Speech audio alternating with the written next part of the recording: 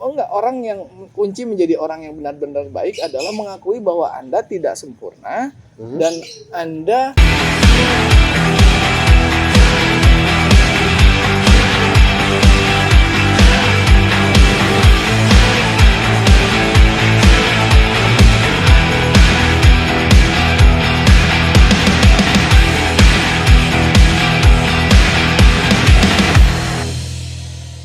Aku tahu ku takkan bisa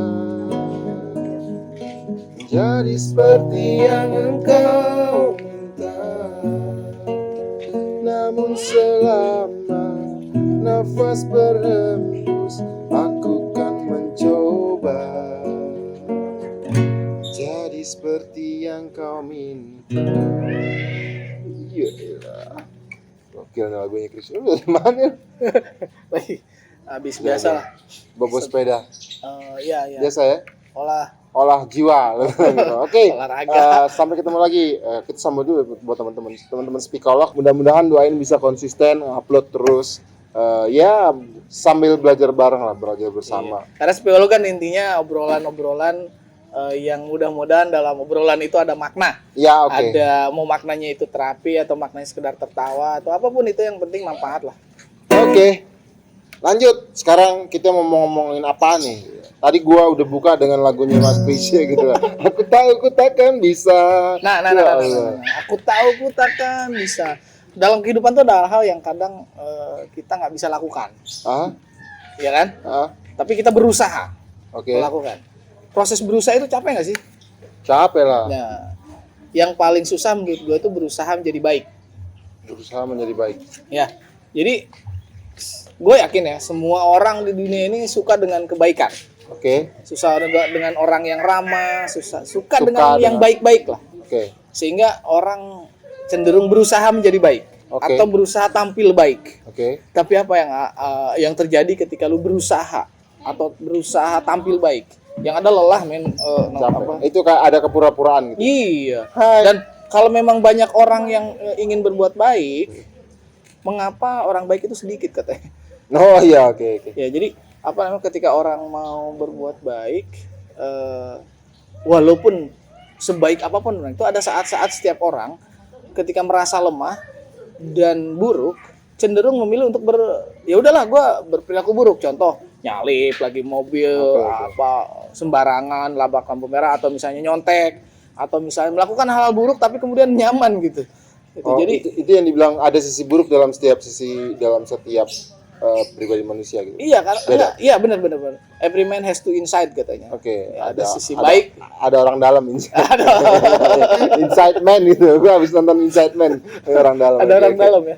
Jadi maksud gue gini, orang itu cenderung ada saat-saat di mana dia lemah, terus dia memilih ya udah berburuk. Karena buat gue nggak masalah. Karena kunci menjadi orang yang benar-benar baik adalah menerima bahwa Anda tidak sempurna.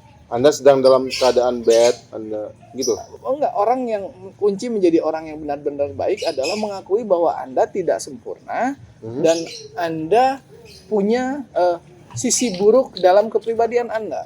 Oke. Daripada Anda bersikap sok suci atau bersikap suci sementara setan di bahu Anda setiap saat berbisik. Oke. Kan capek. Kalau Allah bilang fa'alhamaha fujuraha wa taqwaha, dalam setiap manusia itu ada kebaikan, ada keburukan. Jadi terima dulu keburukan, jangan enggak, gua enggak buruk.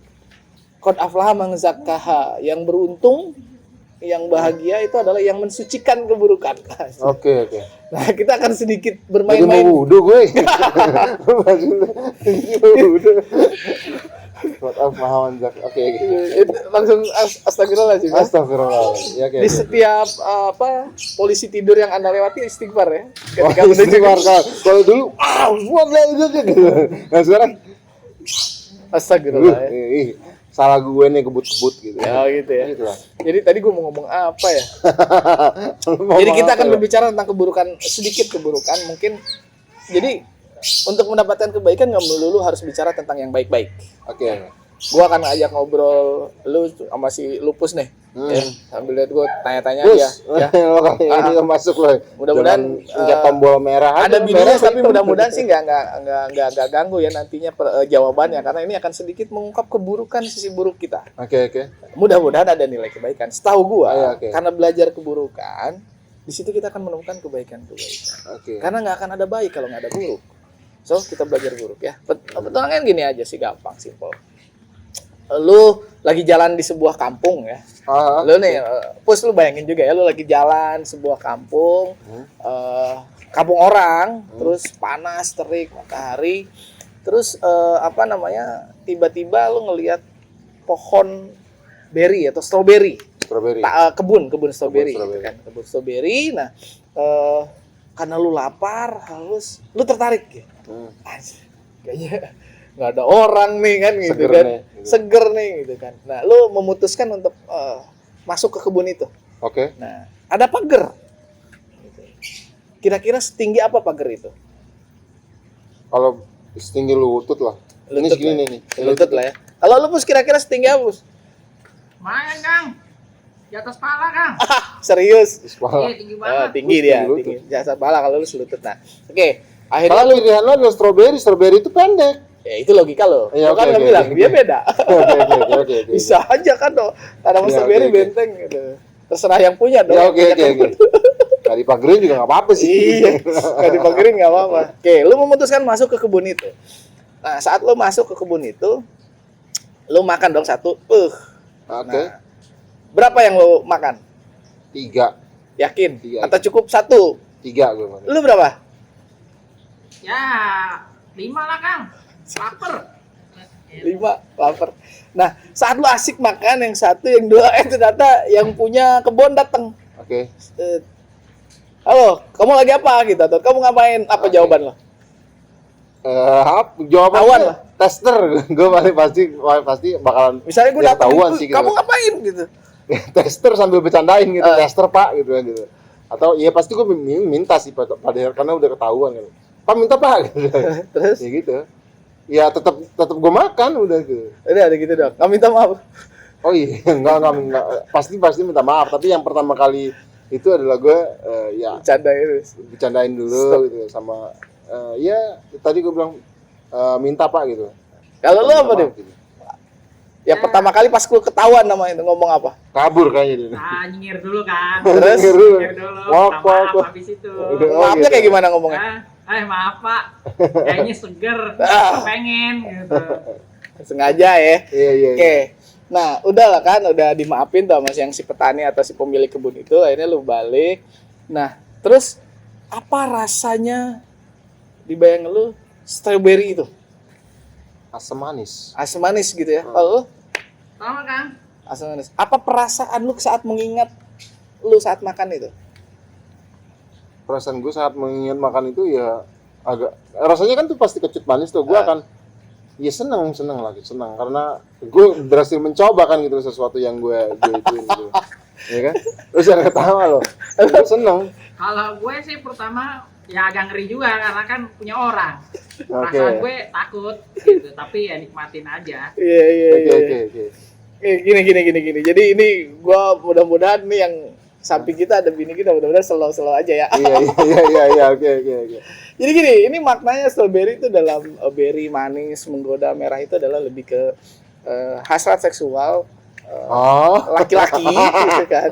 Dimana ada hal-hal yang tersembunyi yang karena merah menggoda merekah gitu. Nah, strawberry kan merah, merekah, menggoda, apalagi di siang hari kayak tadi kadang batasan daya tahan seksual atau daya tahan seksual jangan selalu diartikan itu ya. Iya, hubungan Nafsu lah, daya tahan nafsu lah. Itu segimana? Nah, level lu tadi daya tahan level daya Hasrat tahan lu seksual. menahan hasrat seksual itu hanya setinggi lutut, men. Oke. Kurang lebih lumayan mudah tergoda juga lah ya.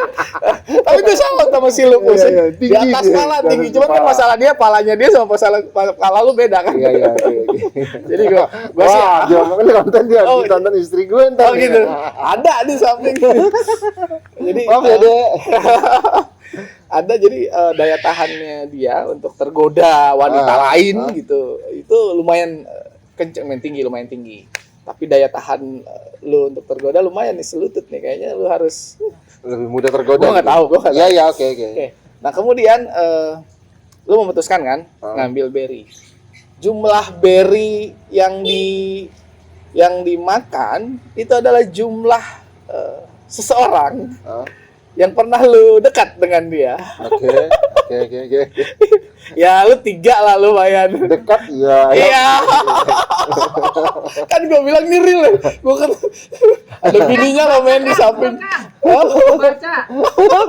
Baca 5 loh. Gila banyak banget loh. Lupus 5 kan. Nah itu lu deket ya, lu deket atau pas gue yakin kalau sekarang enggak lu. Ya, pastilah. Tapi yang pernah dekat atau pernah Pernah PDKT lah intinya. iya, aku yang nggak tahu dapet ku gitu lah. takkan bisa. Nggak dapet. Ya, terus kata-kata lu kan ketahuan ya tadi sahabat aku.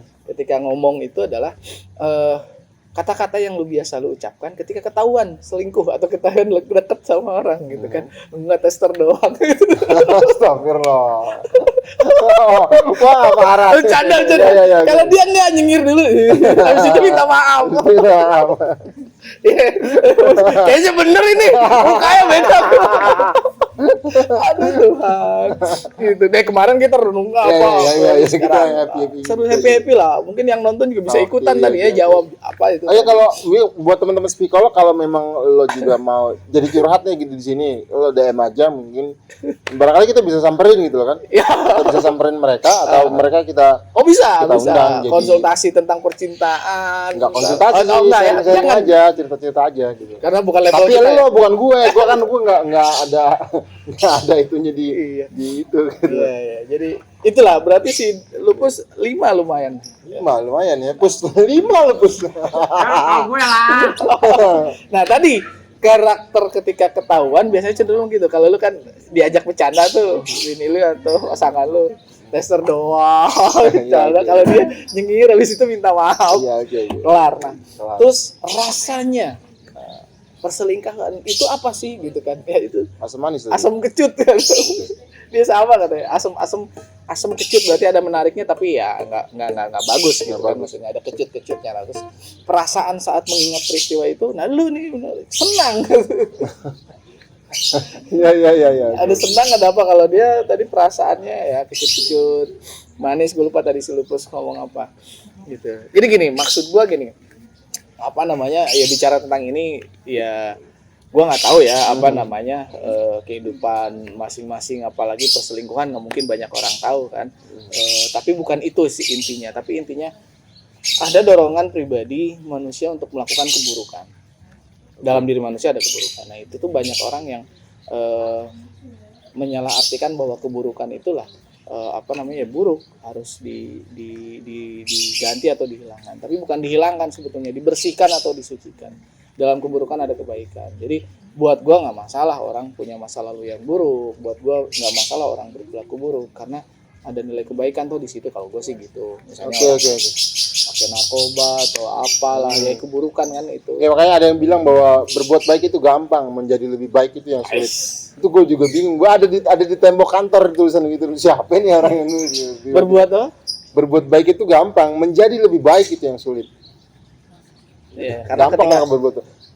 Gue memaknainya ketika proses menjadi lebih baik itu sulit, ada proses mensucikan atau membenarkan keburukannya, atau mensucikan lah, membersihkan keburukannya. Ada proses pengakuan kan bilang menjadi lebih baik ya. Artinya kan itu ada proses pengakuan dari bad habitnya dulu kan gitu.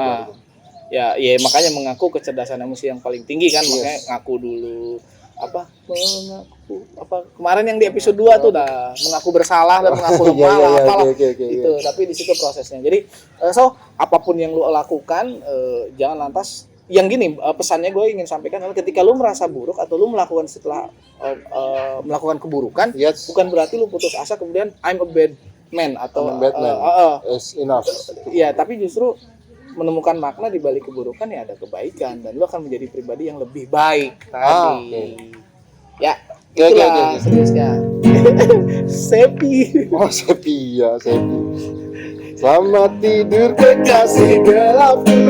Sepi ya. Semoga cepat kau lupakan aku. Sepi ya. Kekasih sejatimu takkan pernah sanggup untuk meninggalkanmu. Asik. Seru juga ya. Oke. Thank you ya. Thank you Lu dong. teman-teman Speakerwalk. Itu tadi obrolan yang tadi intinya asal banget, gue juga nggak bisa narik kesimpulan dari intinya. Gak bisa apa takut bini di samping. Itu ada dorongan dalam diri setiap orang untuk melakukan keburukan. Ya. Kalau kita bisa menekan dorongan itu dan mengakui terlebih dahulu, pasti kita bisa menemukan hal-hal yang isinya yang positif, yang baik dari hal itu kan. Oke? Ya. Begitu bukan? Ya menjadi diri sendiri aja. Menjadi sendiri. Be yourself. Ya. Oke. Yuk. Thank you. Dulu. Sampai jumpa di episode berikutnya. Speakerwalk. Bye. Apa ya? Oh.